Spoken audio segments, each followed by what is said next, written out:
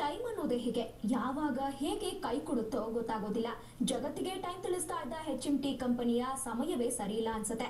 ಆದ್ರೆ ಅದಕ್ಕಿಂತ ಹೆಚ್ಚಾಗಿ ಕೈ ನಾಯಕರ ಟೈಮ್ ಸರಿ ಇಲ್ಲದೆ ಇರೋದಕ್ಕೆ ಅವರ ವಿರುದ್ಧ ಗಂಭೀರ ಆರೋಪಗಳು ಕೇಳಿ ಬಂದಿವೆ.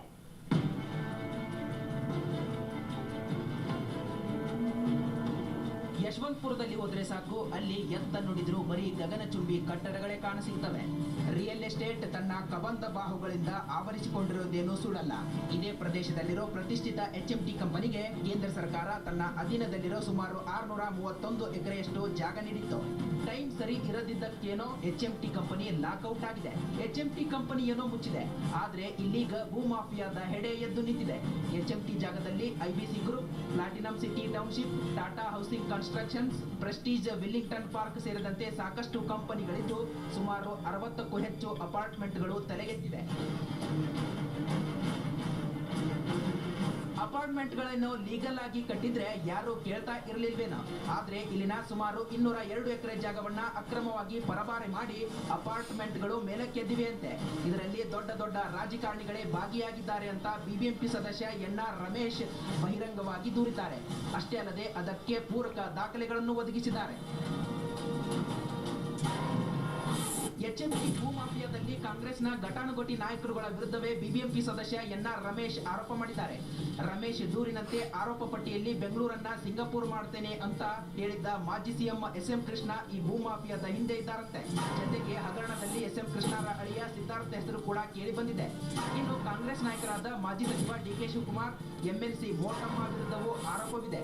ಅಷ್ಟೇ ಅಲ್ಲ, ಹಗರಣದಲ್ಲಿ ಬಂದ ಪಾಲನ್ನ ಮಹಾರಾಷ್ಟ್ರದ ಮಾಜಿ CM ವಿಲಾಸರಾವ್ ದೇಶಮುಖ್ ಹಾಗೂ ಕೇಂದ್ರದ ಸಚಿವ ಜೈಪಾಲ್ ರೆಡ್ಡಿ ಕೂಡ ಪಡೆದಿದ್ದಾರೆಂಬುದು ಮತ್ತೊಂದು ಪ್ರಮುಖ ಆರೋಪವಾಗಿದೆ.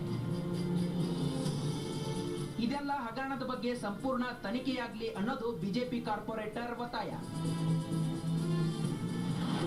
63 ದೊಡ್ಡ ದೊಡ್ಡ ಬಿಲ್ಡರ್ಸು ಮತ್ತು ರಿಯಲ್ ಎಸ್ಟೇಟ್ ಸಂಬಂಧಪಟ್ಟಿದ್ದ ಕಂಪ್ನಿಗಳೇನಿದೆ ಅವರು, ಹಾಗೆ ನೇರವಾಗಿ DK ಶಿವಕುಮಾರ್ ಅವರು, ಮೋಟಮ್ನವರು, ಮಾಜಿ ಮುಖ್ಯಮಂತ್ರಿಗಳಾದಂಥ SM ಕೃಷ್ಣ ಅವರ ಹಳೆಯಾದಂಥ ಸಿದ್ಧಾರ್ಥನವರು, ಕೇಂದ್ರದ ಸಚಿವರಾಗಿರ್ತಕ್ಕಂಥ ಜೈಪಾಲ್ ರೆಡ್ಡಿ ಅವರು, ಮತ್ತು ಇತ್ತೀಚೆಗೆ ನಿಧನರಾದಂಥ ಕೇಂದ್ರದ ಸಚಿವರಾಗಿದ್ದಂಥ ಮತ್ತು ಮಹಾರಾಷ್ಟ್ರದ ಮಾಜಿ ಮುಖ್ಯಮಂತ್ರಿಗಳಾಗಿದ್ದಂಥ ವಿಲಾಸರಾವ್ ದೇಶಮುಖ್ ಅವರು, ಇವರೆಲ್ಲರ ಕುಮ್ಮಕ್ಕಿನಿಂದ ಸುಮಾರು 631 ಎಕರೆಗಳಷ್ಟು HMT ಕಾರ್ಖಾನೆಯ ಜಾಗದ ಪೈಕಿ ಅದು ರಾಜ್ಯದ ಹಕ್ಕುಸ್ವಾಮ್ಯಕ್ಕೆ ಒಳಪಟ್ಟಿದ್ದು, ಅದರಲ್ಲಿ 202 ಎಕರೆಗಳಷ್ಟು ಜಾಗನ ಈಗಾಗಲೇ ಮಾರಾಟ ಮಾಡಿಬಿಟ್ಟಿದ್ದಾರೆ.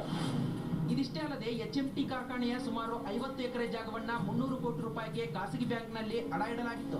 ಆಗ ಸಂಸ್ಥೆಯ MD ಆಗಿದ್ದ MS ಜಾಹೀದ್ ಈ ಕೃತ್ಯ ಎಸಗಿರೋದು CBI ತನಿಖೆಯಿಂದ ಹೊರಬಿದ್ದಿತ್ತು. ಆದ್ರೆ ಕೇಂದ್ರ ಸರ್ಕಾರ ಬರೀ 1 ಲಕ್ಷ ರೂಪಾಯಿ ದಂಡ ಪಡೆದು ಜಾಹೀದ್ರನ್ನ ದೋಷಮುಕ್ತಗೊಳಿಸಿತು ಅನ್ನೋ ದೂರು ಕೂಡ ಇದೆ.